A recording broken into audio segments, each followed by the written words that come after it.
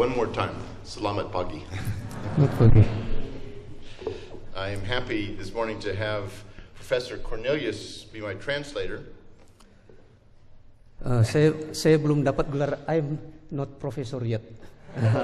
Saya belum. Ya. Saya senang untuk menerjemahkan Profesor Wallace. I'm happy to have soon-to-be Professor Cornelius be my translator today. Udah pensiun nggak diprofesorkan. Since he's a Dead Sea Scrolls scholar, Ya cuma tahu sedikit tentang Dead Sea Scroll. and I wore my Dead Sea Scrolls tie today for him. Ya itu nanti kita akan belajar sama-sama tentang Dead Sea Scroll. And so we'll start the session with him translating all of the Hebrew. Ya ini dasinya dari Dead Sea Scroll ini.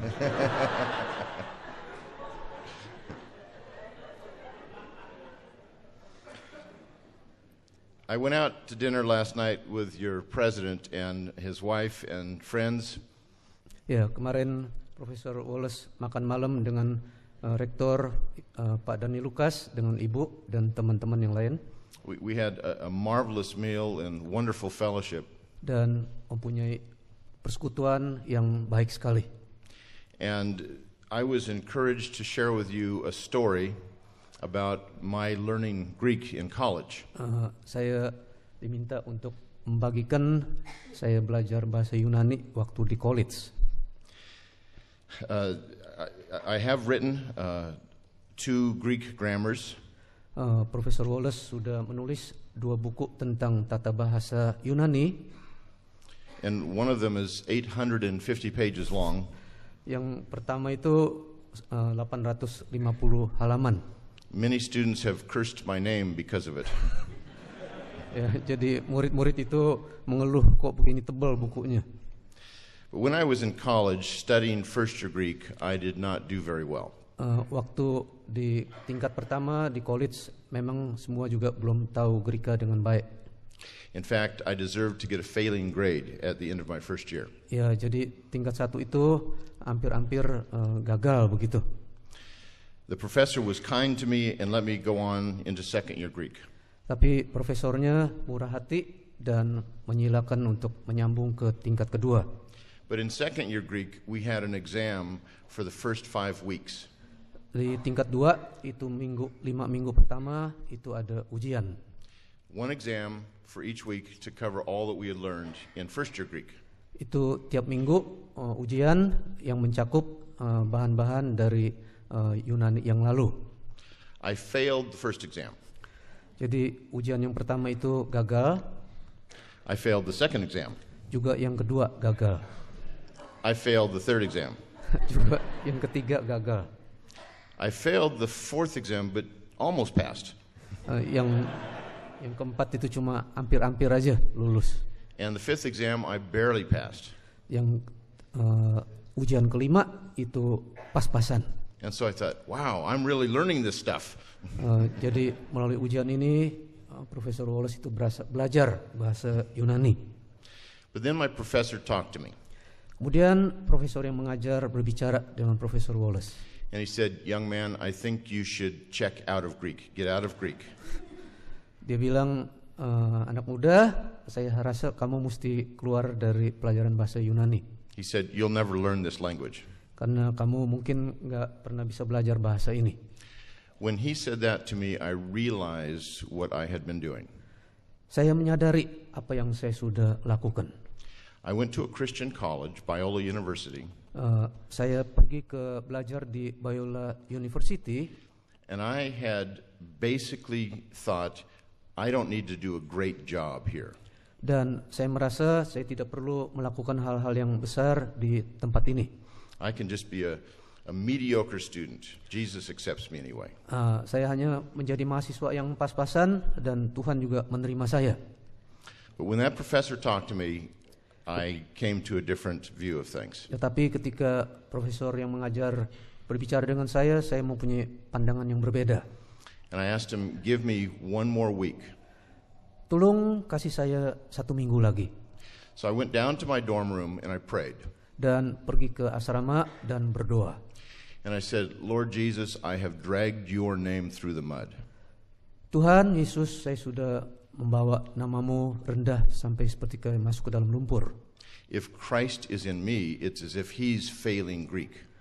Kalau Kristus ada di dalam saya, dia apakah sudah membuat saya gagal di dalam bahasa Yunani? And I had dishonored his name. Dan saya sudah kurang memuliakan nama Tuhan. And so my motivation from that point on was to glorify him in everything I did. Dan sejak itu saya bertekad untuk memuliakan nama Tuhan di dalam semua yang saya lakukan. And by God's grace, I got the highest grade in the course. Dan dengan anugerah Tuhan, saya mendapatkan nilai yang tinggi di dalam pelajaran Yunani itu. It doesn't mean I know Greek. Bukan berarti saya memahami bahasa Yunani. I wrote that big grammar because I forget so much. Saya menulis tentang tata bahasa Greka karena saya sudah lupa banyak. It took me 17 years to write that grammar. Saya membutuhkan 17 tahun untuk menulis tata bahasa Yunani itu. And I really do forget a lot of things. Dan saya menyadari saya lupa banyak hal. 14 years ago this month, 14 tahun yang lalu, bulan ini, I got viral encephalitis, a disease of the brain. Saya mengalami sakit di bagian otak. And I was in a wheelchair for a year. Dan saya di kursi roda selama 1 tahun. I added about 20 kilos to my belly. Dan itu berat tambah 20 kilo di bagian perut. And I still haven't taken those off. Dan sampai sekarang memang masih tetap gemuk. Maybe if I use more chopsticks it'll help because I can't eat very much if I use chopsticks. Ya, mungkin kalau makan pakai sumpit itu bisa lebih kurusan karena saya tidak bisa pakai sumpit. And then my memory started to go. Dan ingatan saya mulai tambah baik. I didn't know who the president was. I did not know who the US president was. Saya tidak tahu siapa presiden Amerika. I did not know my wife's name at one point. Saya tidak tahu juga nama istri saya pada satu waktu. And I went to 5 different hospitals so that my life could be saved. Dan saya masuk 5 rumah sakit untuk mendapatkan pertolongan. When I forgot my wife's name, I was in one of these hospitals. Ketika saya lupa nama istri saya ada di salah satu dari rumah sakit itu. And the doctor said, well, that's not short-term memory loss. You have long-term memory loss. Ingatanmu itu lupanya bukan sementara, tetapi mungkin bisa lupa yang panjang. I said, that's not long-term. I've only known her for 25 years. Itu bukan cukup panjang, saya sudah tahu istri saya 25 tahun. Long-term memory loss would be to forget when Alexander the Great died. Ingatan yang lupa lama itu bisa lupa tentang kapan Alexander Agung meninggal. But the doctors didn't like that joke very much. Si dokter nggak suka humor saya. I ended up sleeping 22 hours every day. Saya berakhir kepada tidur 22 jam per hari. And I could only be up for a few minutes to read the newspaper, watch TV, and then go back to bed. Saya hanya bisa sempat untuk baca koran dan lihat televisi, lalu tidur lagi. And I started to forget other things. Dan saya juga lupa banyak hal yang lain. I forgot my Greek. Saya lupa Yunani saya.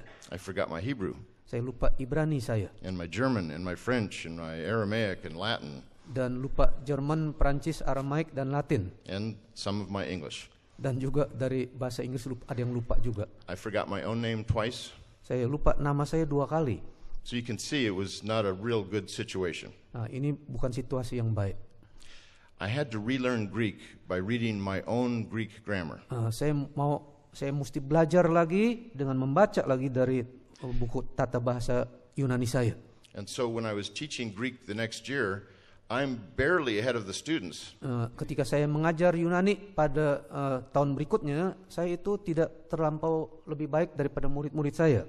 Because I'd look at the Greek grammar and I'd say, I don't remember writing this. Ketika saya melihat tata bahasa Yunani itu, saya rasa saya tidak ingat betul tentang grammar ini. And in some places I'd say, gee, I wish this author could be clearer.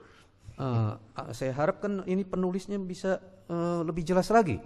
Other places I thought, hey, this is pretty good. Di bagian yang lain saya rasa, ini lumayan saya ngerti. And then I remembered that I had written that, and that was the wrong thing to say.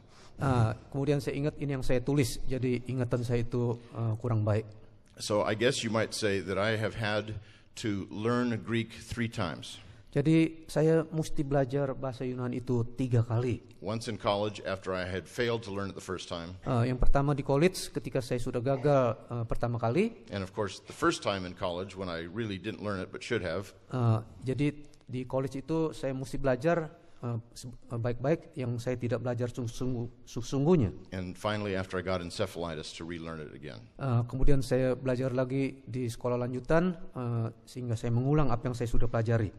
It has come easier. Dan menjadi lumayan lebih baik. But here's the thing I want to stress for all of you. Dan di sini saya mau menekankan bagi kita semua. One thing I have learned in the last several years is this. Apa yang saya sudah pelajari di tahun-tahun belakangan ini ialah we absolutely have to make our theological studies an act of worship. Kita mesti belajar hal-hal yang berhubungan dengan teologi itu sebagai satu ibadah kita. Learning Greek and Hebrew should not be a chore, should not be painful. Belajar Yunani dan Ibrani bukan menjadi satu PR yang membuat kita jadi susah. They should be a joy to us because they bring us closer to Christ as we look at the scriptures. Itu sebetulnya membuat hati kita bersukacita karena mengenal Tuhan melalui apa yang kita baca di dalam Alkitab.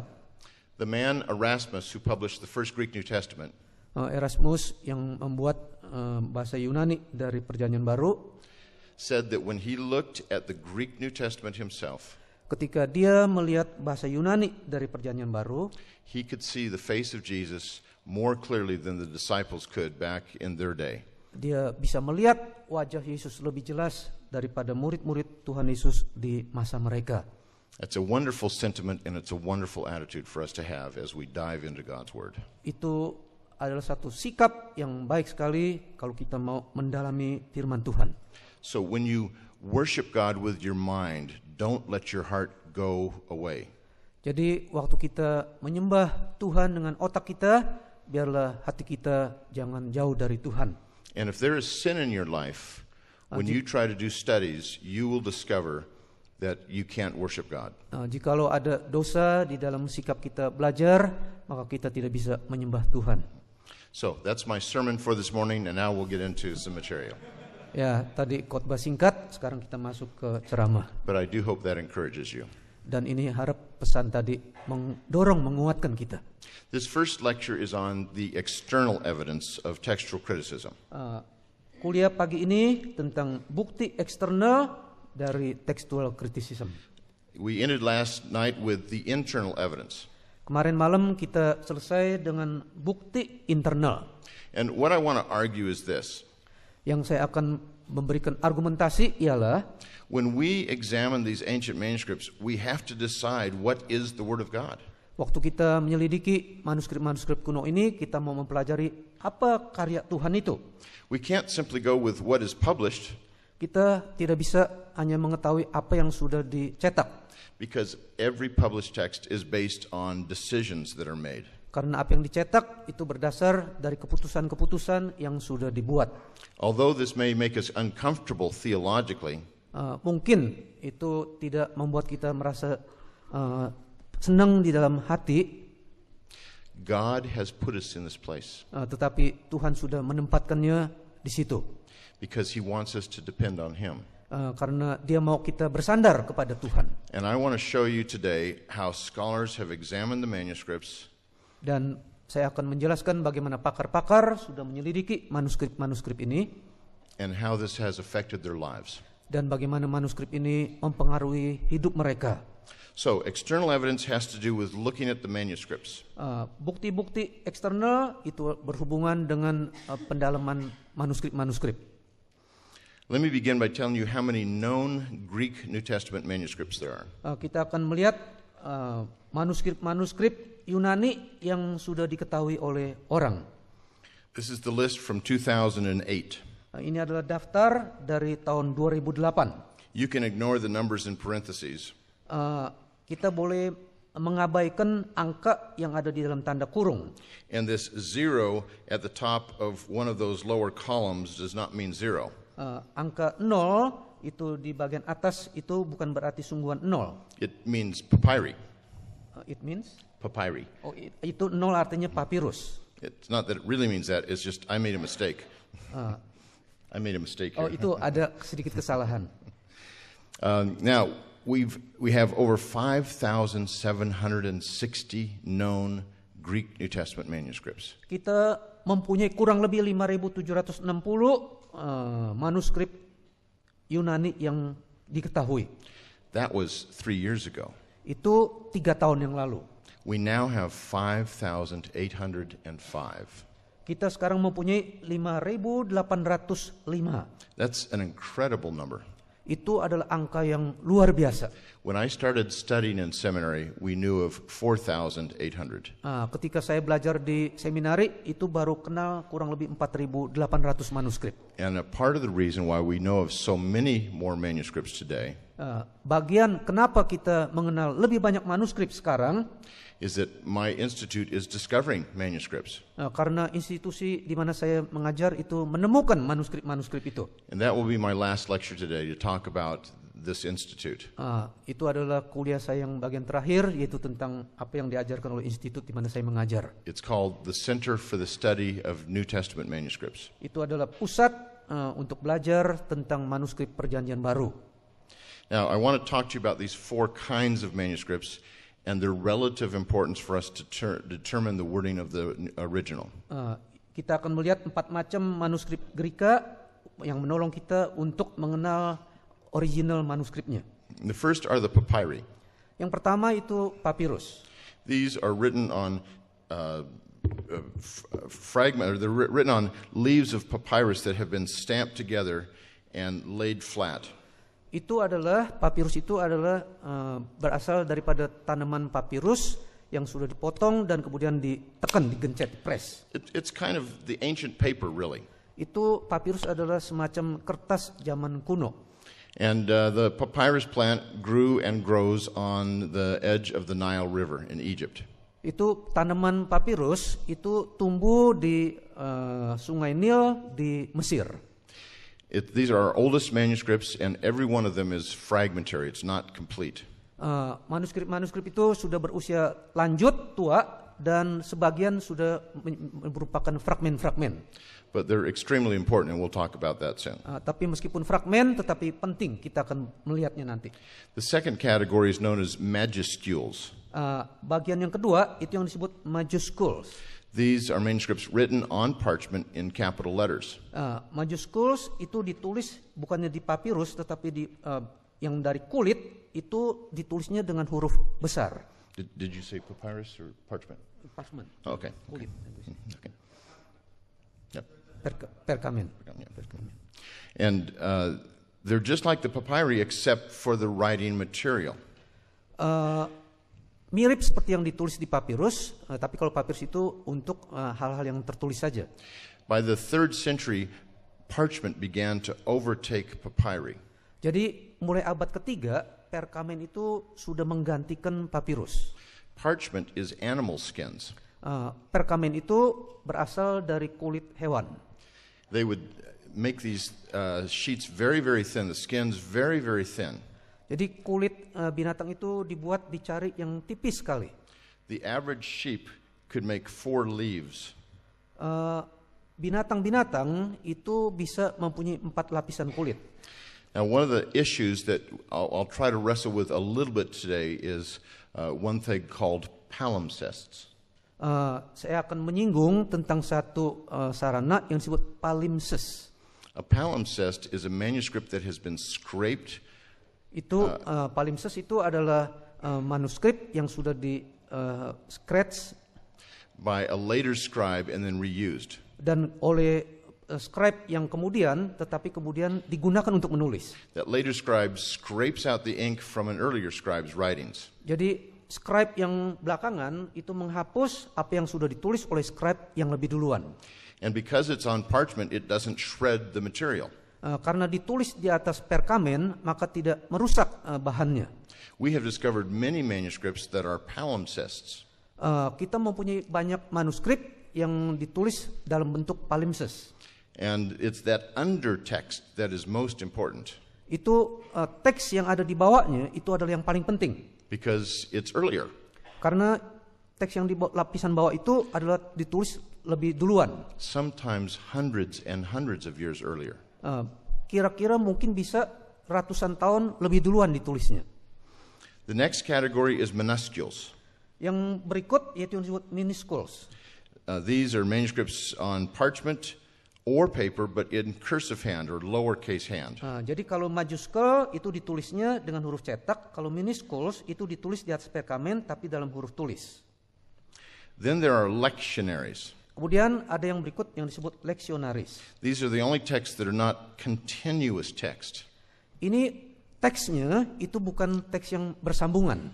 That means you won't have Matthew chapter 1 through Matthew 28 in a lectionary. Jadi kita tidak dapatkan di dalam lectionary itu Matius pasal 1 nyambung terus ke sampai Matius 28. You might have 15 verses from Matthew and then 10 verses from Luke. Mungkin kita bisa mendapatkan 15 pasal dari Matius, kemudian ditambah dengan 10 pasal dari Lukas. And then 12 verses from Mark and so on. Dan mungkin ditambah lagi dengan 12 dari Markus dan seterusnya. These were special passages assigned to be read on special days. Dan teks-teks ini ditulis untuk dibaca pada hari-hari raya khusus. Now, let me talk to you for just a few minutes about the papyri. Saya akan singgung sebentar tentang papirus. These are our oldest manuscripts. They're all fragmentary, as I said. Papirus itu adalah manuskrip yang tua sekali dan kebanyakan dalam bentuk fragmen-fragmen. And they are from the 2nd to the 8th century. Usianya dari abad 2 sampai abad ke-8. Since they include the earliest witnesses, they are enormously important. Karena papirus ini mempunyai kesaksian-kesaksian yang sangat awal, maka isinya itu penting sekali. I just want to mention 3 of the most important ones right now. Saya akan singgung tentang 3 macam papirus yang paling penting. Each papyrus is listed with a capital P to start with, and then the number. Jadi untuk tanda pengenalnya itu ditulis dengan P itu papirus, kemudian ada nomornya. So I want to talk about P46, P66, and P75. Akan disinggung di sini P46, P66, dan P75. This is a photograph of P46. Ini adalah fotografi dari P46. This is the oldest manuscript of Paul's letters in existence. Ini adalah papirus yang paling tua dari Paulus yang orang mempunyainya. It's written about the year 200. Itu ditulis kurang lebih tahun 200. And this is 1 Corinthians, the beginning of 1 Corinthians. Ini adalah isinya dari awal dari 1 Korintus.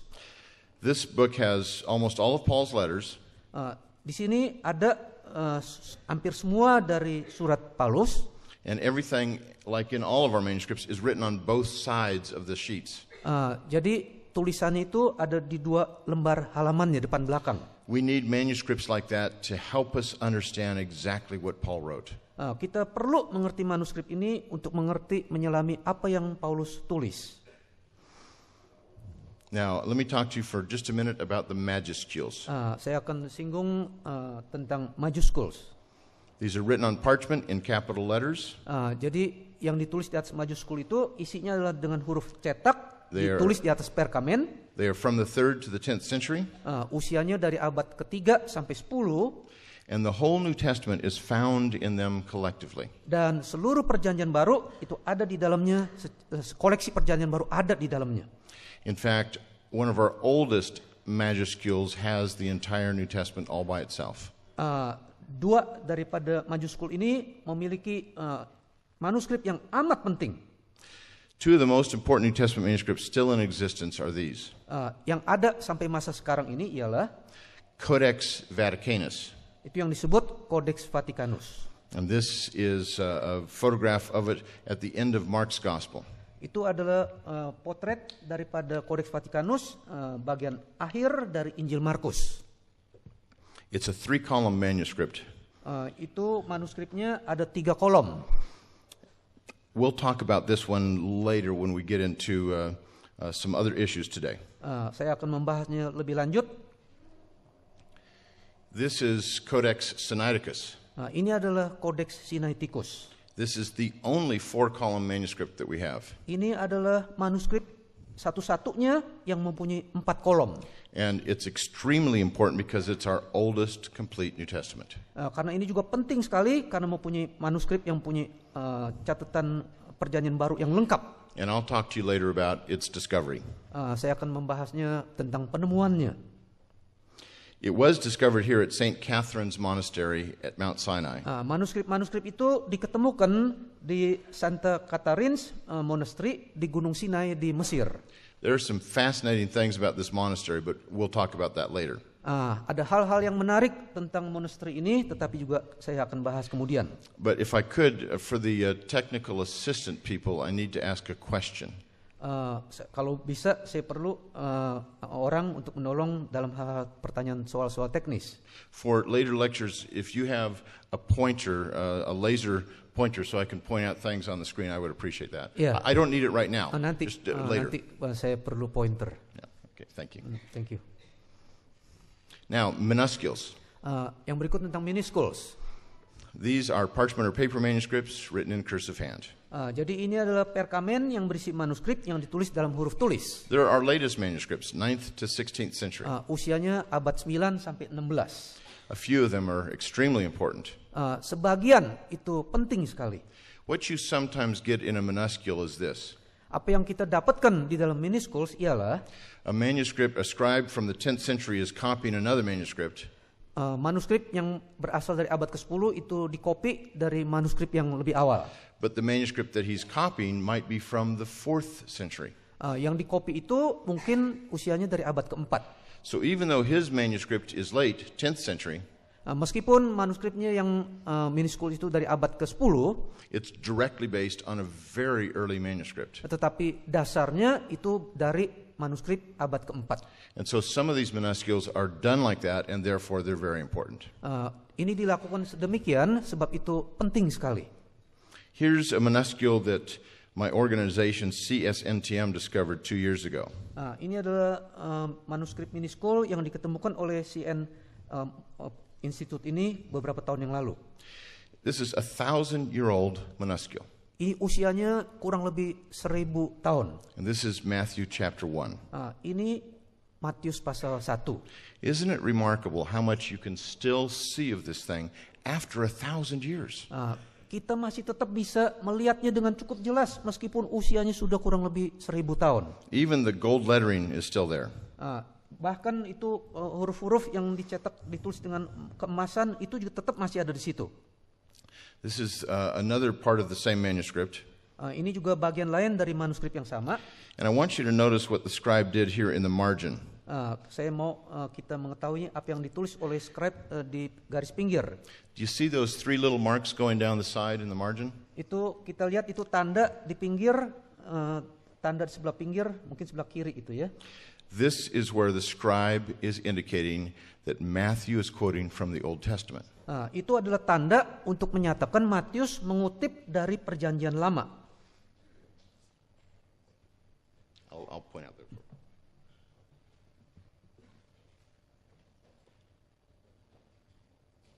Itu tanda-tanda yang ada di manuskrip itu.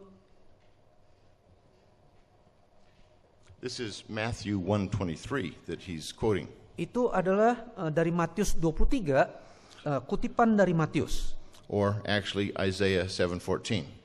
Juga dari Yesaya 7:14. And Matthew is quoting from that text and speaking about how a virgin will have a child. Di mana Matius mengutip dari Yesaya itu tentang perawan yang akan melahirkan seorang anak.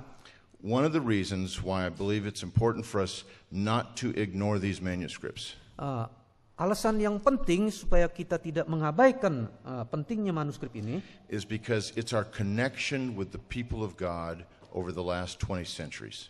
Itu adalah koneksinya dengan umat Tuhan sepanjang 20 abad ini.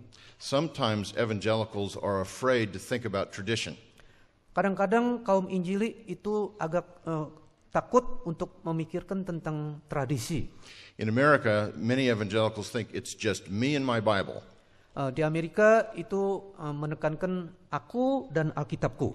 And for the last 20 centuries, I don't care what happened. Tetapi tentang soal 20 abad yang udah lewat, itu saya tidak peduli. But we need to read what church fathers have said. Tetapi kita perlu mengetahui apa yang bapak-bapak gereja sudah mengatakan, We need to read older theologians, apa yang teolog-teolog sudah katakan. and we need to be aware of the copies of Scripture that the church has had for centuries. Dan kita mesti menyelami kopi-kopi manuskrip yang sudah dimiliki oleh gereja selama berabad-abad. All of them were handwritten copies until the printing press. Itu semua adalah manuskrip yang ditulis dengan tangan sampai ketemu dengan zaman pencetakan. And therefore, every one of them is unique. Jadi setiap manuskrip ini adalah unik. It tells us how much the ancient church appreciated the Word of God. Itu mengajar kita bagaimana gereja permulaan itu amat menghargai manuskrip-manuskrip itu. Our Bibles today are printed on white paper with black ink. Alkitab kita yang sekarang dicetak di kertas putih dengan huruf yang hitam. There's no frills, nothing else about it. Tidak ada hal-hal yang berhubungan dengan yang lain. But these ancient manuscripts, the scribes revered Scripture so much they wanted it to be beautiful. Manuskrip kuno ini berisi hal-hal yang indah supaya orang menghargai. They wanted to encourage people to read their Bibles. Scribe-nya mau supaya orang rindu untuk membaca Alkitabnya. I think there's an analogy here between these ancient manuscripts and this seminary. Ada analogi bagi kita hubungan antara kita dengan manuskrip kuno. One of the things I've noticed here, and it's really, really impressed me, Hal yang sangat membuat saya terharu sekali, is that everywhere you have scripture quoted, you have sculptures, you have paintings of the life of the people of God in the Bible. Di mana Alkitab itu dikutip, di mana ada lukisan-lukisan, itu semua menggambarkan tentang kehidupan umat Tuhan yang ada di dalam Alkitab. I noticed last night out in front of the seminary, Kemarin saya memperhatikan di luar daripada seminari, the tall sign that told where all these different places are, how many kilometers Jakarta is, and how many kilometers many other cities in the world are. itu ada penunjuk-penunjuk yang memberitahukan berapa kilometer tempat-tempat yang ada di sekeliling sini di Indonesia ini, di kota Malang ini. It reminds you of your mission. You are not here for yourselves. You're here to glorify Christ and spread the gospel. Dan kita bukan hidup hanya untuk diri kita sendiri, tetapi kita terpanggil untuk meninggikan Tuhan dan memberitakan Injil. Yesterday, when I got here, or 2 days ago when I got here for the first time, Saya sampai di sini 2 hari yang lalu. I noticed the statue of Peter drowning and Jesus pulling him out of the water. Saya memperhatikan Tuhan Yesus itu mengangkat Petrus yang tenggelam di dalam air. I've never seen anything quite like that before. Saya belum pernah melihat lukisan seperti itu. But it reminds me, like all of these different things you have here remind you, Jadi hal-hal itu memberikan kita suatu pesan. that you have a mission. Kita mempunyai tugas misi. I wish Dallas Seminary had more images like this, more scripture quoted, more sculptures to remind us of what we're supposed to be doing. Saya juga mengharapkan Dallas Seminari itu mempunyai kutipan-kutipan ayat dan ukiran-ukiran sama seperti di sini. What this school is doing with its buildings and its sculptures, Apa yang sudah dilakukan oleh seminari ini dengan kutipan, dengan ukiran, the ancient scribes did with scripture. itu juga yang dilakukan oleh scribe-scribe kuno tentang Alkitab. Let me talk to you for a minute about lectionaries. Saya akan singgung sejenak tentang lectionaries. As I said, these are portions of scripture read on special days. They're not continuous text. Jadi yang tertulis di lectionaries itu adalah bagian dari Alkitab yang tidak menyambung dan digunakan untuk hari raya khusus. They're from the 5th to the 16th century. Itu usianya dari abad 5 sampai 16. And these manuscripts were used extensively in the church. Dan manuskrip ini digunakan secara ekstensif di dalam gereja.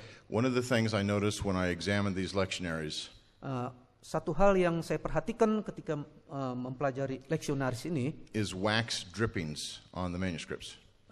ada lilin yang tertetes di manuskrip itu. And that's from people reading them with candles. Itu berarti orang yang membacanya itu menggunakan lilin. So every time I see a wax dripping, I realize a person of God has spent time with the Word. Jadi waktu saya memperhatikan ada tetesan lilin, saya menyadari ada seorang yang sudah membayar harga untuk mempelajari Alkitab. And I'm connected with the people of God through looking at the exact same text. Dan saya dikaitkan dengan umat Tuhan yang lalu dengan mempelajari teks yang sama itu. Last summer we discovered this manuscript. Musim panas yang lalu kita mempelajari manuskrip ini. This is a lectionary in Romania. Ini adalah leksionari dari Rumania. Beautiful lectionary, 1,000 years old. Ini usianya 1000 tahun yang lalu. It's 800 pages long. Itu kurang lebih 800 halaman. And very, very large. Dan cukup besar. It weighs 12 or 13 kilos. Itu panjangnya kurang lebih 12 atau 13 kilometer. I'm glad I had a very... beratnya, sorry. Beratnya. Kilograms, yeah. Ya, kilo. I'm glad I had a large man to carry the manuscript. Ya, itu berat jadi ya manuskripnya. But look at the care that the scribe puts into it. Coba perhatikan apa yang ditulis oleh si scribe itu. Now I'm going to show you some things. These are the little red markings and I'll explain what it means. Itu ada yang bergaris bawah merah akan ditekankan. Itu di sini pakai warna merah, cukup jelas ada tanda-tanda merah itu.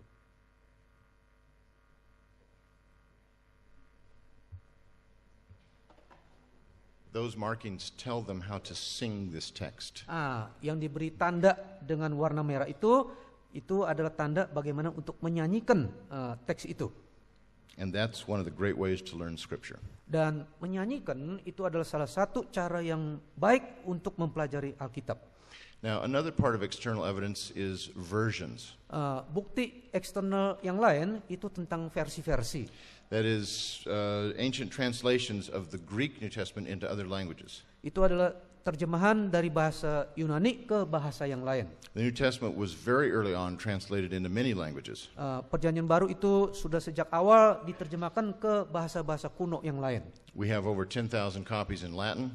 Ada kurang lebih 10.000 kopi dalam bahasa Latin. Over 1,500 in Syriac. Lebih dari 1.500 kopi dalam bahasa Syriak. More than 1,500 in Coptic. Lebih dari 1.500 kopi dalam bahasa Koptik. We have Armenian, Georgian, Ethiopic, and many other languages. Dan juga ada versi-versi Armenian, Georgian, dan Etiopik dan yang lain lagi. So these are extremely important and helpful to get back to the wording of the New Testament. Jadi itu penting sekali untuk mempelajari kata-kata yang ada digunakan dalam Perjanjian Baru. The last section of external evidence is quotations from the church fathers. Bagian akhirnya itu adalah kutipan dari Bapak Gereja. The earliest ones are from the late 1st century. Yang paling pagi itu adalah dari abad ke-14. All the way up to the 14th century. Sampai ke abad ke-14, dari abad pertama sampai ke abad ke-14. Some of these books were written before the New Testament was completed. Ini ditulis sebelum teks Perjanjian Baru itu diselesaikan. And they quote from the New Testament extensively. Dan mereka mengutip secara ekstensif dari Perjanjian Baru. They are extremely important for telling us when and where a reading existed. Ini catatan ini adalah sangat penting yang mengajar kita kapan dan di mana tulisan itu adanya. Because we know about these fathers, we know where they lived and we know when they lived. Kita tahu tentang bapak-bapak gereja ini di mana dan kapan mereka hidup.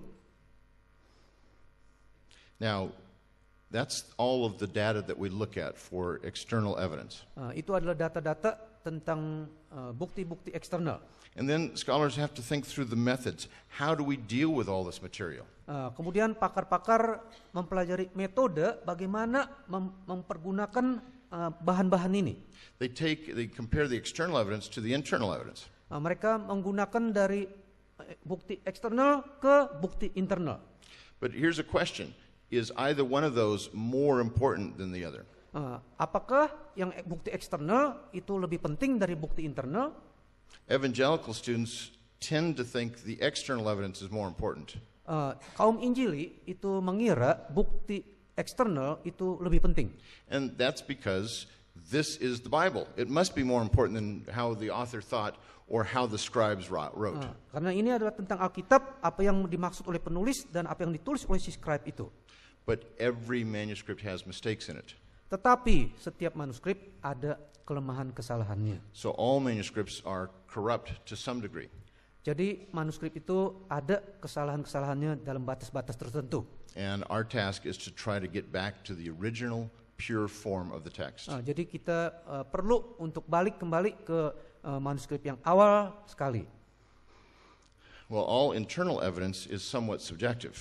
Bukti internal, semua bukti internal itu kebanyakan sifatnya subjektif. We talked about this yesterday afternoon. I don't need to go over it again. Kemarin kita sudah dibahas dan kita tidak akan menyinggung lagi.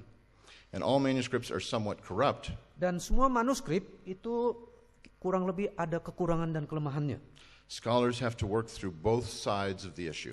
Jadi pakar-pakar harus bekerja keras melalui dari dua belah pihak, dua belah sudut. And give even balance to both issues. Dan membahas isu-isu itu secara fair, secara balance. We talked about this when we looked at Matthew 27:16.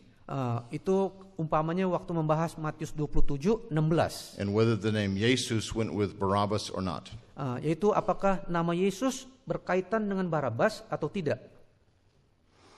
Now, let me give you briefly an overview of the practice of textual criticism. Saya akan memberikan overview tentang praktek textual criticism Perjanjian Baru. And later we will actually look at a few textual problems and show you how people think about these issues. Dan kemudian kita akan lihat masalah-masalah di teks yang ada.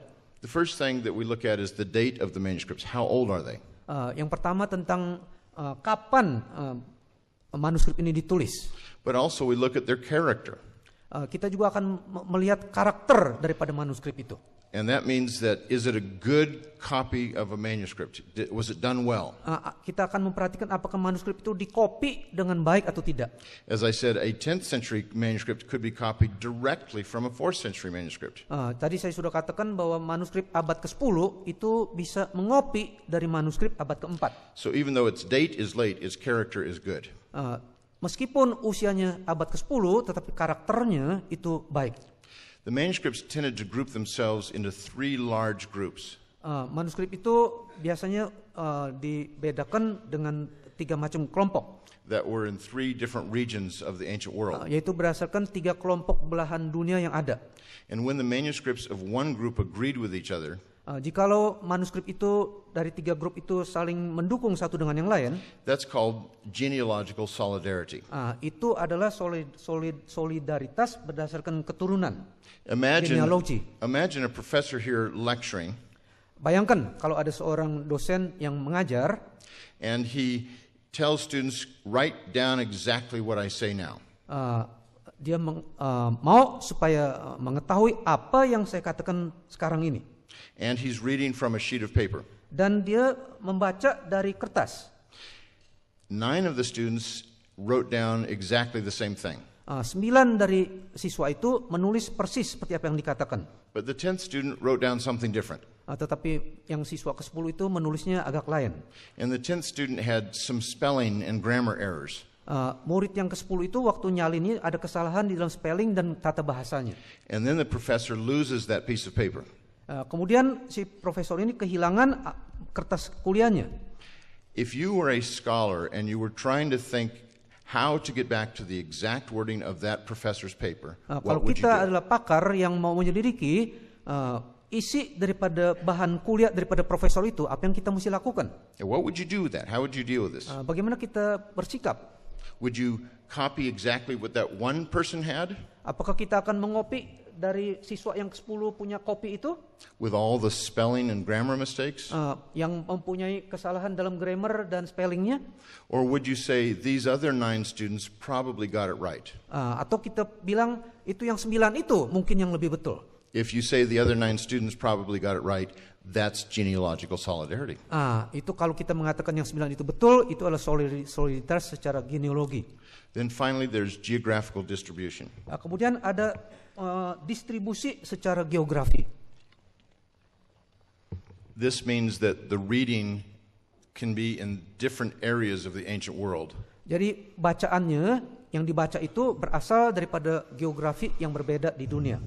And these different regions all have the same reading. Ini bacaan-bacaan itu mempunyai bacaan yang sama.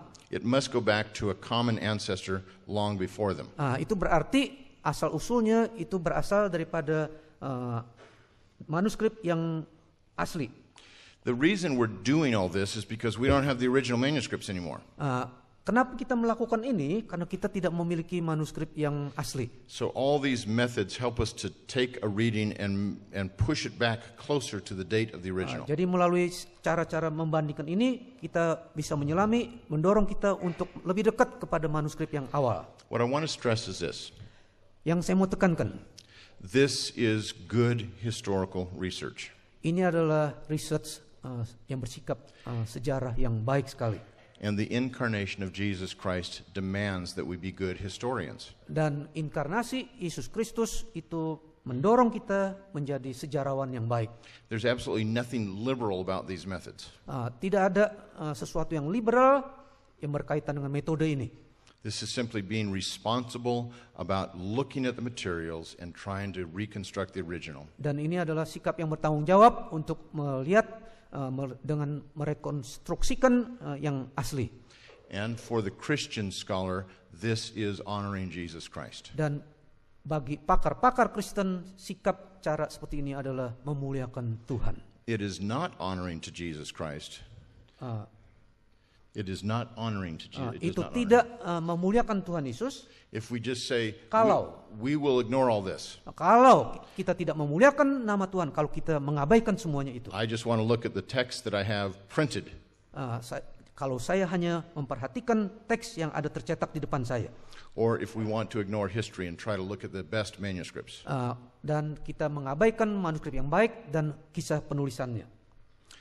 Now, the three broad groups, as I said, are the Alexandrian, Western, and Byzantine. 3 grup dari manuskrip itu, yaitu yang saya sudah singgung, grup Alexandrian, Western, dan Byzantine. And these are known as text types. Ini adalah teks yang seragam. So I want to explain this more now. It just takes too much time. Saya tidak akan membahas secara rinci tiga-tiganya karena memakai banyak waktu. But I will say this, that the Alexandrian is the best text type. Tapi saya mau mengatakan teks Alexandrian itulah teks yang paling baik. It was done very carefully. Ditulis sangat hati-hati. And it goes back very early.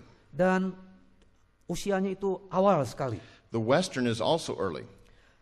Western text juga cukup awal. But it was sloppy.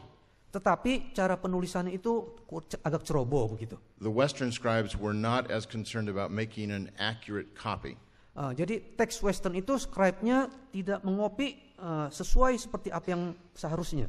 As they were about making a copy that would be used for missionary purposes. Jadi itu mungkin hanya ditulis untuk bertujuan bagi pelayanan misi aja. The Byzantine text is the latest text. Teks Bizantin itulah teks yang ditulis paling akhir. It didn't come into existence until about the 4th century. Usianya mungkin baru ditulis kurang lebih abad ke-4. Now, most of the manuscripts that we have today are Byzantine manuscripts. Kebanyakan manuskrip yang orang punya itu kebanyakan dari teks Bizantin. But most of those manuscripts are very late, from the 9th to the 16th century. Kopian itu adalah agak lambat, ditulis sejak setelah abad ke-9.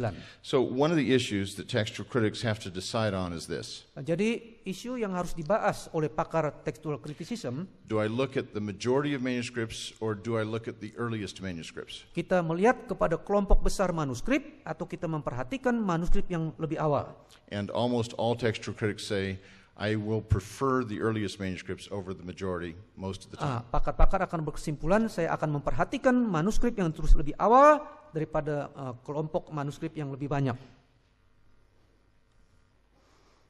And then there's internal evidence that is used along with external evidence to do textual criticism. Bukti-bukti internal yang dilakukan bersama bukti eksternal di dalam melakukan praktek textual criticism perjanjian baru. And this says it means, as I said yesterday, intrinsic and transcriptional probability. Itu kemungkinan yang intrinsik dan kemungkinan yang transkripsional. I want to close with one illustration. Saya akan menyelesaikan dengan satu ilustrasi. This is Revelation chapter 1 verse 4. Ini adalah Wahyu 1 ayat 4.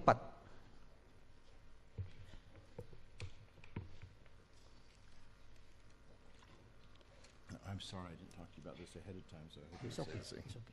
Wahyu 1 ayat 4. Revelation 1:4 says this.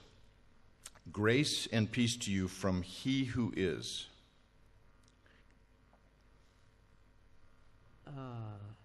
Ini damai sejahtera itu jadi kalau ini dimulai dengan grace and peace gitu ya. Kalau kita punya damai sejahteranya itu kalimat ketiga gitu ya.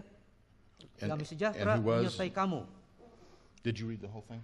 No, I just read grace and peace to you. Okay, from the he who is the key issue. Itu dari Dia yang ada, yang sudah ada dan yang akan datang. So does it use the pronoun then? Yes. Okay.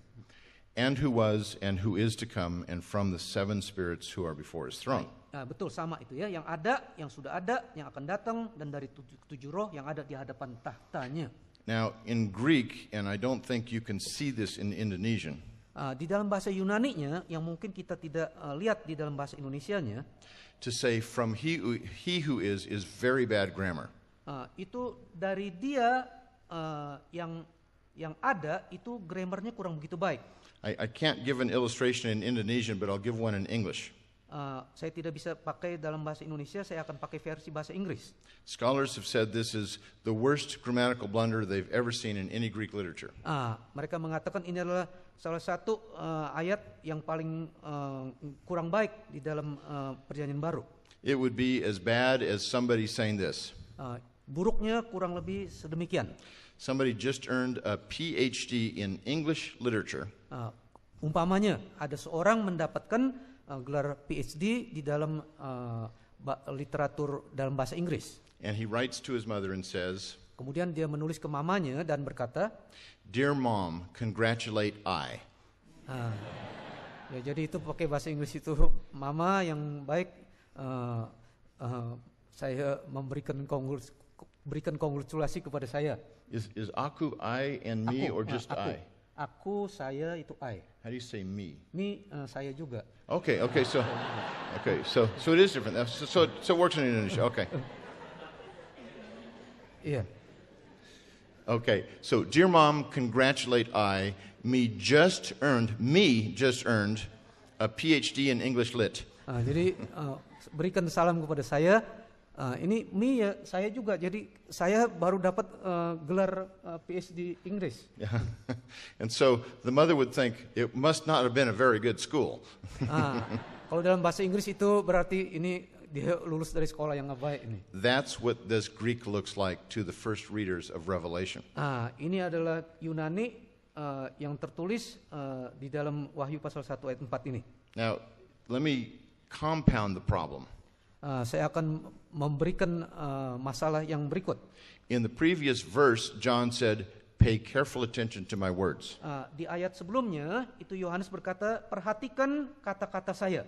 And so these readers would say, "John, you should have paid careful attention to your words." Jadi si pembaca berkata, Yohanes, kamu mesti perhatikan apa yang kamu kata-katamu. And scribes changed the text because of this. Maka si scribes itu merubah teksnya.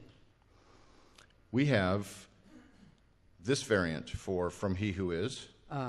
Itu macam lain, versi lain dari Wahyu 1:4. We have the wording from the God who is. Itu dari Allah yang adalah. And this does two things. Ini mengajar kita dua hal. First, it corrects the bad grammar. Ini memperbaiki tata bahasa yang kurang baik. Secondly, it makes explicit who the he is that this letter is from. Di sini kita lihat jelas siapa yang dimaksud, siapa adalah itu. And I think both of those things are what scribes tended to do. Ini adalah yang mau dikerjakan oleh si scribe itu. But the biblical author had a different purpose in mind. Tetapi penulis Alkitab mempunyai tujuan yang lain. Here's the arguments for from the God who is. Ini adalah terjemahan dari Allah yang adalah. There's the external evidence. Dari bukti eksternal. Most manuscripts have this wording. Kebanyakan manuskrip mempunyai kalimat frase ini. Now, of course, most of these are much later. Jadi manuskrip ini itu kebanyakan usianya lebih belakangan. And the question is, should we go with the majority of manuscripts or the earlier manuscripts? Jadi apakah kita akan mengikuti kebanyakan manuskrip atau manuskrip yang ditulis lebih awal? And the internal evidence is it obviously avoids a blunder from he, a grammatical blunder. Jadi bukti internal itu mau menghindarkan kesalahan grammar secara jelas. But that's not the whole story. Ini bukan semuanya. From he who is found in the earliest and best manuscripts. Dari ia yang adalah itu diketemukan di dalam manuskrip yang awal dan paling baik sekali. And what's interesting is these scribes knew how to write good grammar. Dan manuskrip ini mengetahui grammar yang betul. So when they wrote out from he who is, it was against their training. Jadi ketika dia menulis dari ia yang adalah, itu sepertinya berlawanan dengan apa yang dia sudah pelajari. It would be very hard for a well-trained scribe to write from he who is when he knew that was bad grammar. Sukar bagi dia untuk menulis dari ia yang adalah, karena itu grammarnya kurang begitu baik begitu. But this shows the integrity of these scribes. Tapi ini malah menyatakan integritas dari si scribe itu. And this is one of the internal arguments that we wrestle with. Dan ini adalah bukti internal yang kita sedang gumuli. Choose the reading that is the harder reading. Kita mesti memilih teks dengan bacaan yang lebih sulit di dalam grammarnya. That is, if one reading smooths out the language or clarifies the text, it's called the smoother reading. Kalau teksnya itu sudah lebih dipoles, itu adalah teks yang sudah menyesuaikan diri kepada pembacanya. While the other reading is the harder reading. Tetapi mestinya bacaan yang betul adalah dengan pengertian tulisan yang lebih susah dimengerti. Scribes do not intentionally create harder readings. Scribe menulis itu bukan secara sengaja mau menulis dalam bentuk tata bahasa yang sukar. But this still creates a problem for us. If from he who is original, what about John's grammar? Tapi memang juga frase ini ada masalah untuk kita. Dari ia yang adalah, itu bagaimana kita mengenal grammarnya, tata bahasanya. Well, the internal evidence suggests this. Bukti internal itu mengusulkan demikian. The bad grammar was on purpose. It was intentional. Tata bahasa yang kelihatannya kurang begitu baik itu memang dimaksudkan ditulis dengan sengaja begitu. This same construction is found 32 times in the book of Revelation. Frase sedemikian ini itu diketemukan di dalam kitab Wahyu kurang lebih 32 kali. And every other time John wrote the grammar perfectly. Dan setiap kali Yohanes itu menulis sedemikian dengan tepat sekali. So if he wrote it incorrectly here, why did he do it? Kalau dia menulis kurang tepat, kenapa dia menulis sedemikian? And here's what I think the reason is. Alasannya itu saya pikir demikian. This language duplicates Exodus 3:14.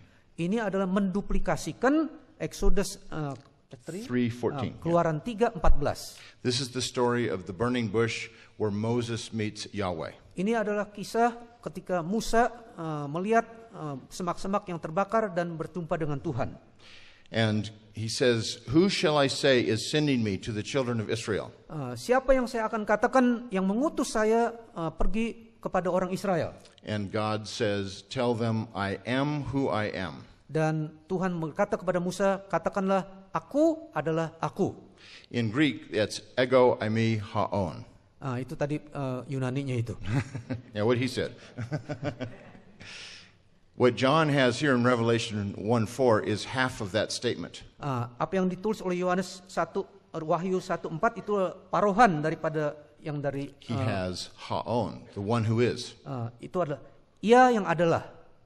But he's keeping it exactly in the form that it occurs in Exodus 3:14. Tetapi ini persis sekali yang diambil dari Keluaran 3:14. In other words, he is telling his audience, I'm quoting from the Old Testament. Jadi Yohanes itu seperti mau mengatakan, saya mengutip dari Perjanjian Lama. And I'm using the exact form that is right there, even though it may be wrong here. Saya mengutip dari PL yang itu betul adanya, meskipun sepertinya di catatan dia itu kurang begitu betul. John quotes from the Old Testament almost 250 times.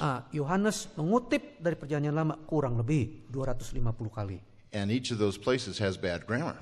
Dan di bagian-bagian kutipan itu grammarnya itu kurang begitu baik. But it's correct in the Old Testament. Tetapi di dalam Ibraninya itu betul. So John expected his readers to look up the Old Testament passages every time he used bad grammar. Jadi Yohanes inginkan waktu dia menulis di dalam Perjanjian Baru itu grammar kurang begitu baik, coba perhatikan dari bahasa Ibraninya.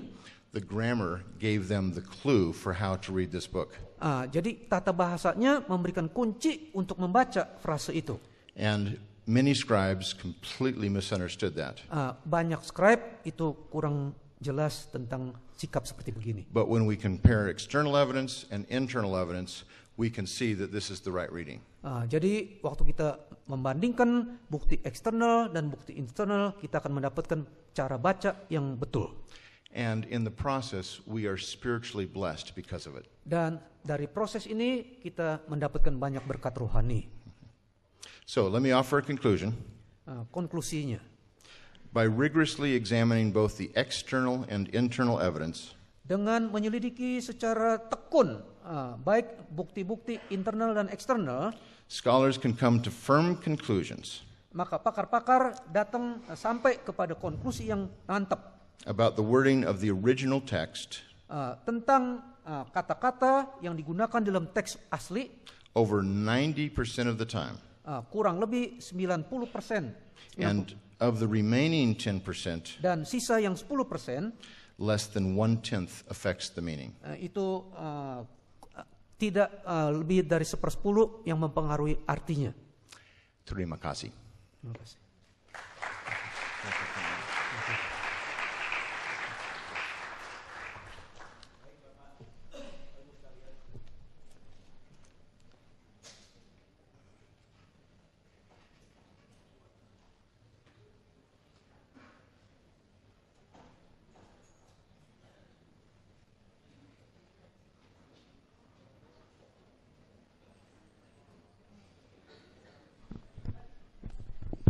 Baik Bapak Ibu sekalian, kita akan masuk ke dalam sesi tanya jawab. Namun yang perlu kami beritahukan adalah pertanyaan yang diutamakan adalah yang berkaitan dengan sesi ini saja. Jadi yang mungkin ada pertanyaan mengenai sesi sebelumnya, kita akan dahulukan yang sekarang. Baik, pertanyaan pertama, bagaimana dengan varian dalam kasus 1 Yohanes 5 ayat 7 sampai 8?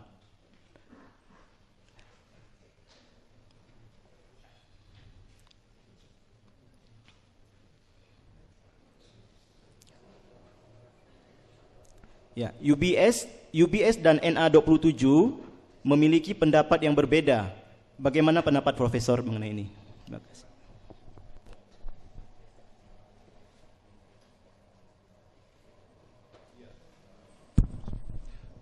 First John 5:7 we will talk about in a later lecture.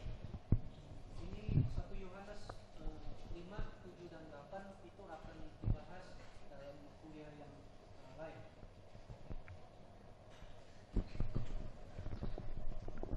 Ya, 1 Yohanes 5, 7 dan 8 itu akan dibahas dalam kuliah berikut.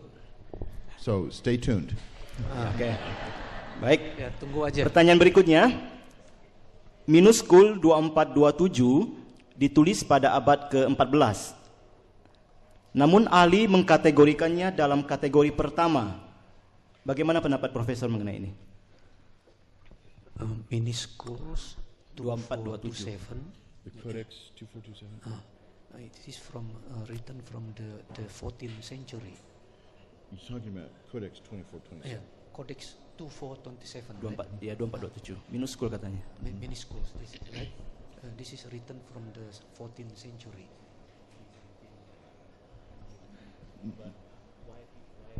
No, I don't think so.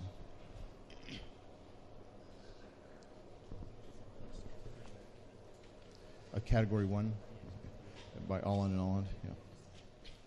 Okay. This is Codex 2427 is not a Byzantine manuscript. Codex 2427 itu bukan manuskrip Bizantin. It's called Category 1 by the Alans, Itu termasuk kategori ke-1 oleh Pak Alan. which means it's a very pure Alexandrian manuscript. Itu adalah murni manuskrip Alexandrian. However, recently it was discovered to be a forgery. Tetapi belakangan ini itu diketahui itu adalah satu penipuan. It was written in the 19th century, Yang ditulis pada abad ke-19. and it was a copy of a published Greek New Testament. Itu adalah kopi dari manuskrip Yunani yang sudah dicetak. The manuscript is owned by the University of Chicago, Manuskrip itu dimiliki oleh Universitas Chicago. and they did not have a copy of that published Greek New Testament. Mereka tidak mempunyai kopi dari manuskrip Yunani yang sudah tercetak. So no one there was able to see if it was a forgery. Jadi orang pada saat itu nggak tahu ini adalah suatu penipuan. When the pictures of this manuscript were compared with that published text, Ketika manuskrip ini dibandingkan dengan teks yang sudah dicetak, it was demonstrated that it was an exact copy, as much as the scribe could do, of itu that adalah book. kopi yang sungguh-sungguh tepat yang ditulis oleh si scribe itu. So even though it's listed in the apparatus of the Nestle Aland 27th text, Meskipun itu dimasukkan di dalam textual criticism dari Nestle Aland and the UBS 4th text, dan juga masuk dalam teks dari UBS, it should be struck from the text tapi mesti dihapuskan dari teksnya and struck from our memories, dan dihapuskan dari ingatan kita, and we must never utter its name again. dan jangan ingat namanya lagi. That was a joke. Baik. Pertanyaan berikutnya. Apa pendapat Profesor Wallace terhadap hilangnya frasa en Efeso? Frasa en Efeso dalam beberapa manuskrip surat Efesus. Frase En Efeso. I understood. So the question is en Epheso in Ephesians 1:1, whether that's authentic or not. Yes? ya, jadi frase Yunani itu di dalam Efesus 1:1 apakah itu otentik atau tidak? This is a really interesting problem, and I would urge all of you to look at your New Testaments right now. Mari kita lihat ke Alkitab kita karena ini penting sekali. Turn to Ephesians chapter 1, verse 1. Ya, kita buka Efesus 1:1. It's right after Luke's gospel. Ah, Way after. It says, Paul, an apostle of Christus Jesus, through the will of God, to the saints who are in Ephesus and who are faithful in Christus Jesus. ya, itu persis ya, LAI kita dari Paulus, Rasul Kristus Yesus oleh kehendak Allah kepada orang-orang kudus di Efesus, orang-orang percaya dalam Kristus Yesus. Now, what's interesting here is the words in Epheso or in Ephesus Itu perhatikan di Indonesia itu di Efesus itu ya. are not found in the earliest and best manuscripts. Itu kata di Efesus itu nggak ada di teks yang awal yang pagi. There are also some early versions that lack the words. Juga di dalam versi-versi yang awal itu kekurangan kata di Efesus itu. But the words have to be there. Tapi di Efesus itu mesti ada di situ. Otherwise, the Greek is very bad Kalau enggak bahasa Yunaninya itu buruk sekali. and not the way Paul writes. Dan itu bukan cara Paulus menulis. Without the words, we would have to read it this way. Tanpa frasa itu bacaannya jadi begini. To the saints who are and who are faithful. Kepada orang-orang kudus yang setia. The who are or tois ustin is completely unnecessary in Greek. Itu Tois usin, who are. hua. Itu yang adalah yang kepada itu kurang begitu perlu itu. Unless this is followed by the place Itu in Ephesus. kalau diikuti dengan tempat di Efesus. How do we explain then that it's not found in the earliest manuscripts? Mengapakah kita mengatakan ini kata di Efesus itu tidak diketemukan di manuskrip yang pagi? They also are accurate. Sebetulnya ini adalah tepat. Scholars have come to realize that Ephesians was a circular letter. Pakar-pakar itu menyelami bahwa di Efesus itu, surat Efesus itu adalah surat sirkular yang It wasn't just sent to Ephesus, jadi sifatnya itu untuk gereja-gereja, bukan hanya untuk yang di Efesus saja, but to the churches of Asia Minor. tetapi untuk gereja-gereja yang ada di Asia Kecil. And what's interesting is if you go counterclockwise, so this way in Asia Minor, Kalau kita membacanya secara melawan jarum jam, melihat secara jarum jam di Asia Kecil, the next church would be in Laodicea. Itu sambungannya itu adalah gereja di Laodikia. And then the next one would be in Colossae. Kemudian yang berikutnya gereja Kolose. Now, what's interesting is at the end of Colossians, Paul says this: Menarik sekali, di akhir dari kitab Kolose, Paulus itu berkata demikian. have the letter that's coming from Laodicea read in your church. Itu adalah surat yang pernah dikirim ke Laodikia, kemudian kepada kamu. And have your letter read in the church at Laodicea. Dan biarlah surat kepada kamu itu dibaca kepada gereja Laodikia.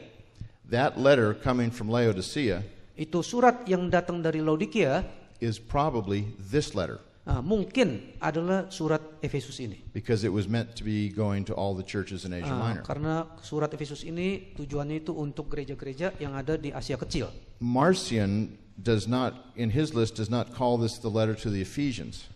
Marcion itu mengatakan ini bukan surat kepada gereja Efesus. He calls it the letter to the Laodiceans. Itu dia mengatakan surat ini untuk gereja Laodikia. That means that some of the copies of this letter, instead of saying in Ephesus, said in Laodicea. Jadi ada kopi yang mengatakan bukannya surat ini kepada gereja di Efesus, tetapi kepada yang di Laodikia. So here's what I think happened. Jadi saya pikir kurang lebih demikian. The courier brings the letter to the church at Ephesus, Jadi yang membawa surat itu membawanya ke gereja di Efesus. and it doesn't have any words right here. Itu tidak mempunyai, karena tidak mempunyai kata yang tertulis di sini. It doesn't say in Ephesus. Tidak ada tulisan di Efesus. And he says, make a copy of this letter Jadi dikatakan buat kopi dari surat ini and put in the words and in Ephesus. dan kemudian tambahin di Efesus. And make another copy of the letter that's blank Kemudian buat kopi yang lain lagi, kemudian dikosongin itu. and send that to Laodicea Kemudian kopi yang dikosongin itu kirim ke gereja Laodikia. and tell them to do the same. Dan suruh mereka melakukan yang sama. And so the churches started to put in their own cities as the place where this letter was sent to. Jadi gereja itu menambahkan tempat di mana mereka diam di situ. This is the only place in the entire New Testament where the audience writes inspired scripture. Ini adalah satu-satunya di dalam bagian Alkitab di mana pembaca itu menerima wahyu yang khusus. And so, is in Ephesus authentic or not? Jadi kalau begitu di Efesus itu otentik atau tidak? The answer is both. Jawabannya ialah keduanya. Baik, pertanyaan berikutnya adalah, apakah para penyalin juga menerapkan textual criticism? Jika ya, apakah metodenya sama dengan kritik teks modern? The writer of the New Testament, do they make textual criticism also, as we do make textual criticism in the modern times? The scribes?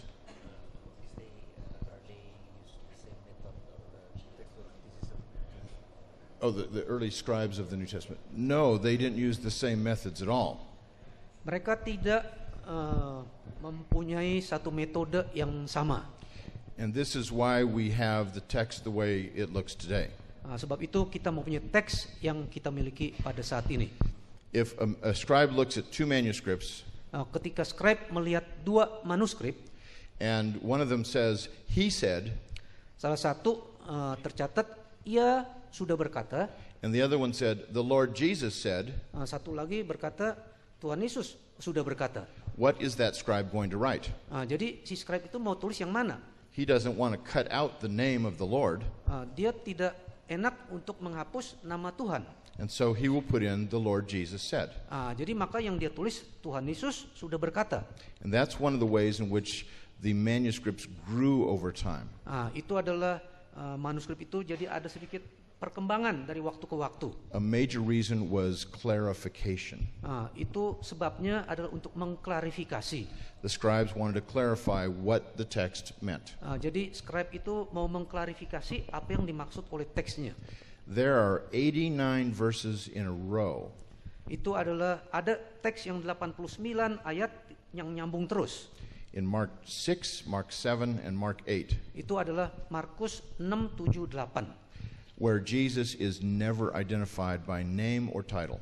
Di mana Tuhan Yesus itu tidak tertulis secara sebutan atau nama secara khusus. So, what did the scribes do with that? Jadi si scribe bagaimana memperlakukan teks ini? Predictably, they put in the name Jesus in several places. Jadi bisa dapat diprediksi, maka dia menempatkan nama Tuhan Yesus di bagian-bagian teks itu. Now, there were some later scribes Ada scribe yang belakangan who understood the nature of the textual criticism. Yang mengerti tentang sifat daripada textual criticism. And so they tried to copy the earliest and best manuscripts. Jadi dia mengopi dari manuskrip yang lebih pagi, yang paling baik. And one of our very best minuscules, it is our very best minuscule actually, Dan minuscules yang paling baik yang kita punya is Codex 1739.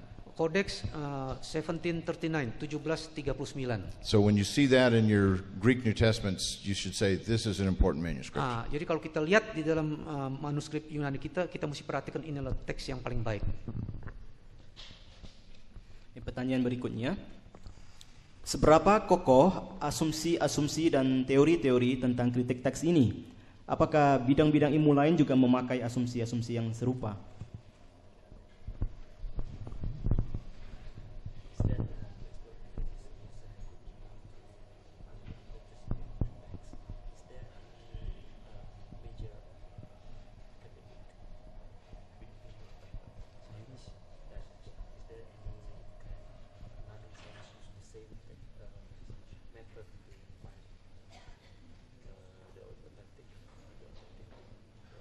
Is there any major institute that does this?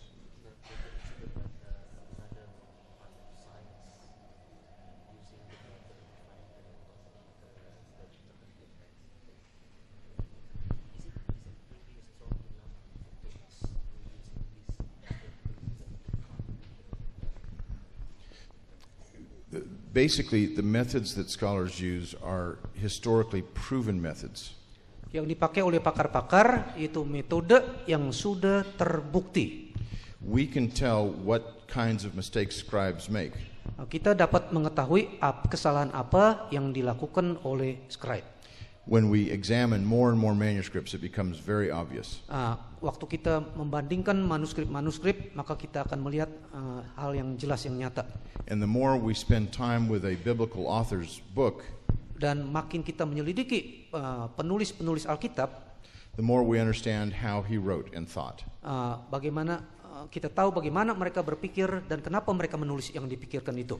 So when we look at these textual variants, there gets to be a sense of, oh, John doesn't write like that. Ketika kita melihat varian-varian teks, maka kita akan melihat mungkin katakan, oh mungkin Yohanes tidak menulis seperti yang demikian. And so this part is probably not from John. Mungkin kita mengatakan bagian ini bukan ditulis oleh Yohanes. But that's not enough evidence to say those kinds of things. Tapi mungkin kurang tepat kalau kita mengatakan demikian. We also have to look at the manuscripts. Kita sendiri pun mesti menyelidiki manuskrip yang ada. And so if we have a combination of early and good manuscripts, kalau kita mempunyai manuskrip yang awal dan yang baik, and strong internal evidence, dan mempunyai juga bukti yang kuat secara internal, then we can say we have a pretty good level of certainty maka kita mengatakan kita mungkin boleh mendapatkan bukti yang cukup baik, kuat, that we know what the original text said there. Apa yang dimaksudkan oleh teks yang original itu.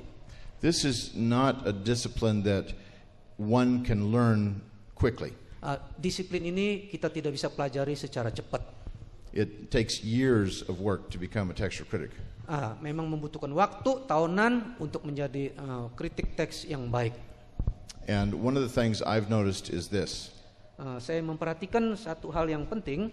The more I spend time with one manuscript, makin saya membuang waktu untuk menyelidiki satu manuskrip, the more I can understand what that scribe was thinking. Makin saya menyelami apa yang dipikirkan oleh si scribe itu. I was able to tell with one manuscript exactly when a scribe finished writing for the day. Saya bisa mengatakan apa yang dimaksud oleh si scribe setelah selesai menulis, gunanya untuk kita pada masa ini. And when he started the next day. Dan apa juga yang dia tulis pada hari berikutnya. With another one, I found out what he had for breakfast. Dan saya juga tahu kurang lebih apa yang dia akan lakukan waktu makan pagi. No, not really. Berikutnya, Ada begitu banyak varian dari berbagai salinan dari Injil Markus. Bagaimana kita menentukan varian yang paling dekat dengan aslinya?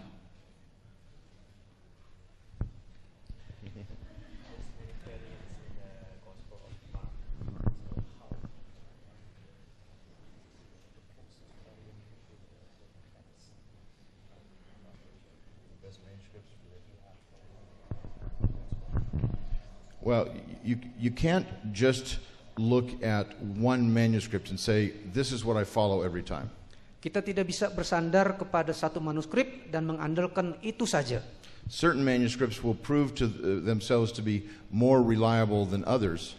Karena ada manuskrip yang mungkin lebih kita bisa percaya dari manuskrip yang lain. But they're not always reliable. Tetapi manuskrip-manuskrip itu tidak selalu kita bisa percaya. And we can't do textual criticism by just relying on a single witness. Jadi kita tidak bisa melakukan textual criticism hanya bersandar pada satu manuskrip saja. The way I'm teaching textual criticism is called reasoned eclecticism. Yang saya ajarkan tentang textual criticism itu pemilihan yang berdasarkan apa yang masuk akal gitu.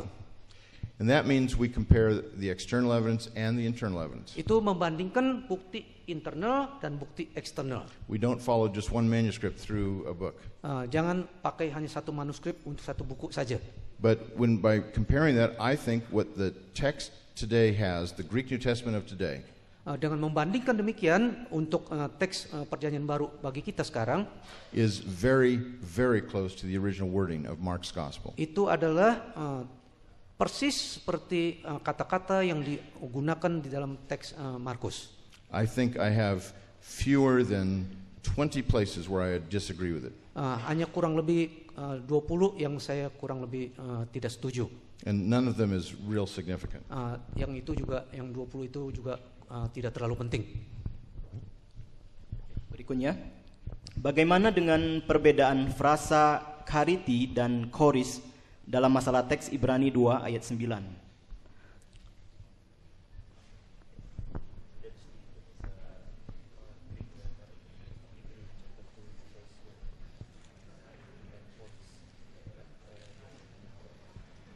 Okay, the question has to do with Hebrews 2:9. Let's look at that verse together. Mari kita lihat Ibrani 2:9.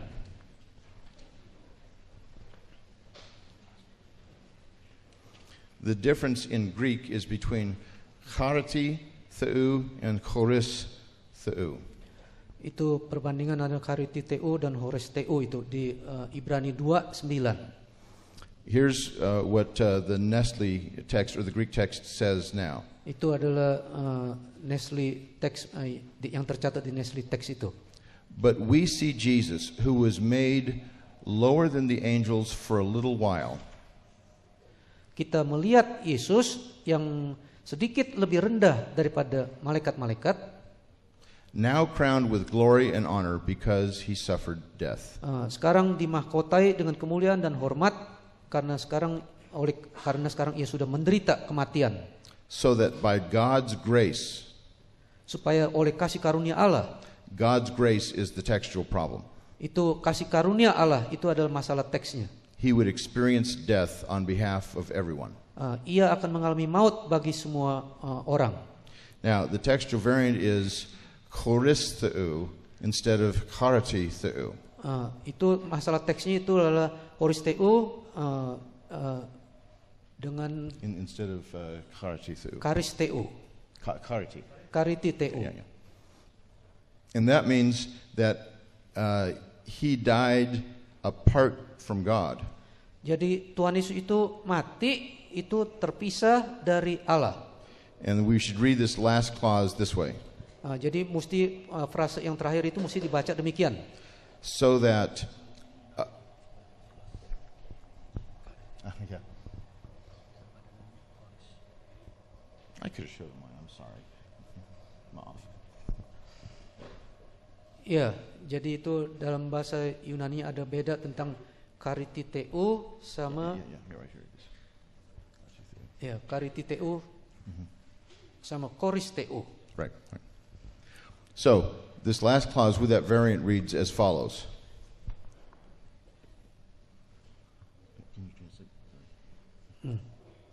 In Indonesia, the last phrase.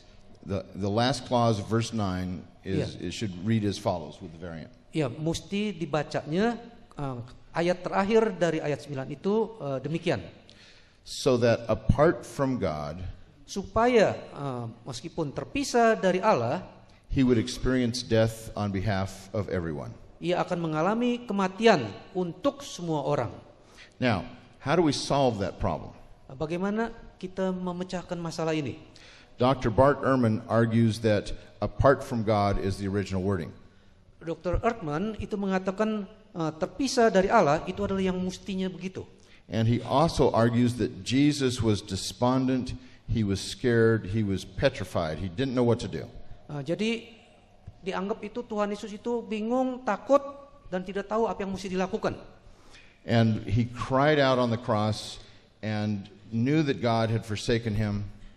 Jadi dia disalib itu berteriak kepada Tuhan dan merasa Tuhan sudah meninggalkan dia. But no longer had any courage, he was like a scared little child. Jadi tidak punya keberanian apa-apa, sama seperti seorang anak yang sedang ketakutan.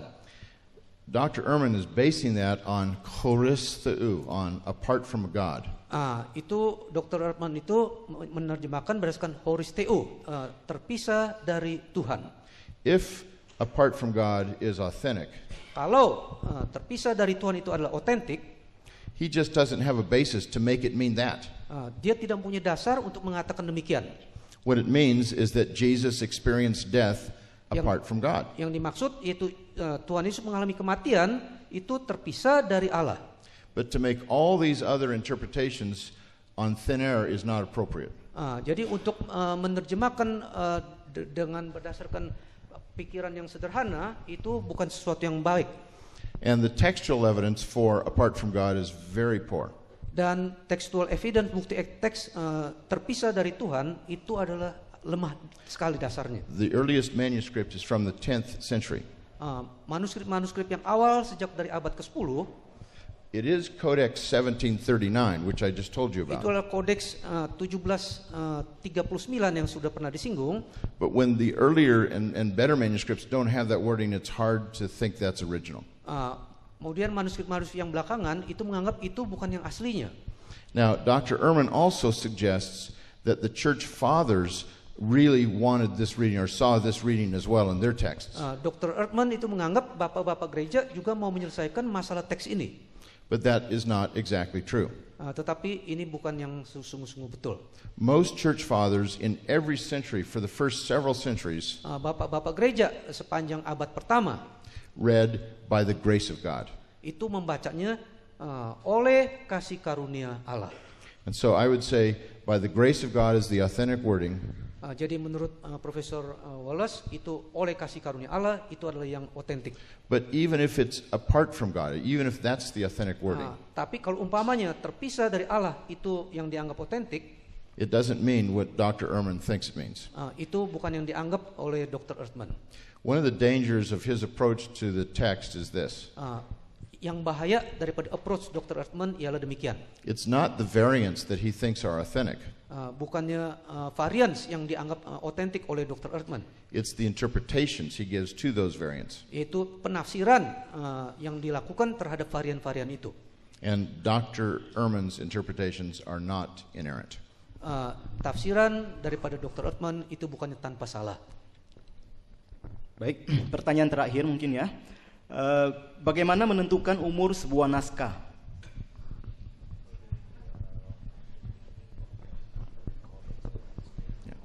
So how are manuscripts dated? Bagaimana manuskrip itu kita tahu penanggalannya?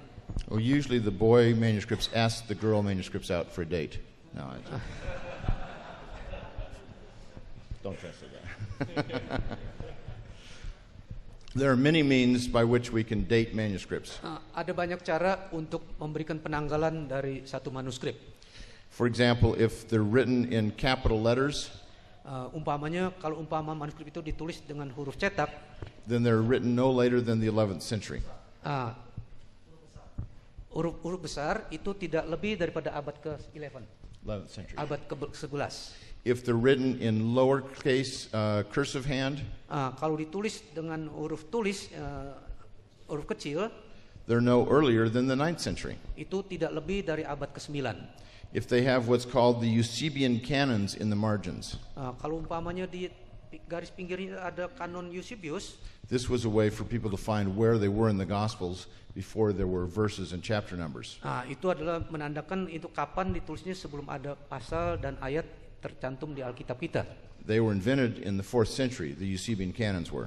Itu adalah berasal daripada abad keempat di mana kanon Eusebius itu. So if a manuscript has the Eusebian canons, Jadi kalau umpama manuskrip mempunyai kanon Eusebius, it must be 4th century or later. itu awalnya tanggalnya kurang lebih abad keempat atau kemudian.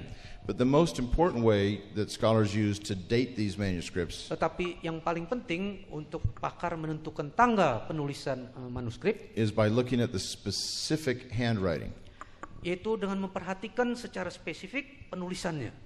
And certain ways in which the letters were formed changed from century to century. Karena cara penulisan, bentuk daripada penulisan itu beda dari masa ke masa. So what would happen is we'd say, oh, this is a 7th century kind of a letter formation. Mungkin kita mengatakan oh ini teks ini berasal dari formasi formnya dari abad ke-7. And so on through all the centuries. Demikian mungkin abad-abad belakangan berkembang terus. Now we know that because of dated manuscripts where some scribe actually puts the date on that manuscript. Karena kita tahu juga bahwa scribe itu ada memberikan penanggalan dari manuskrip yang dikopinya. And by comparing the dated manuscripts to the undated ones, we can get a fixed date on these others. Jadi dengan membandingkan yang tidak bertanggal dan yang bertanggal, kita bisa mengambil kesimpulan. Usually we can get within 1 century. Biasanya kita bisa mendapatkan kesimpulannya kalau ditulis antar masanya itu cuma 1 abad saja. And sometimes we can get within 50 years. Kadang-kadang kita bisa mengumpulkan kesimpulan setelah 50 tahun. But typically not any closer than that. Dan tidak lebih cepat daripada itu. Baik, dengan demikian berakhirlah sesi pada pagi hari ini. Setelah ini kita ada break selama 15 menit. Di bawah sudah disediakan snack untuk Bapak Ibu sekalian.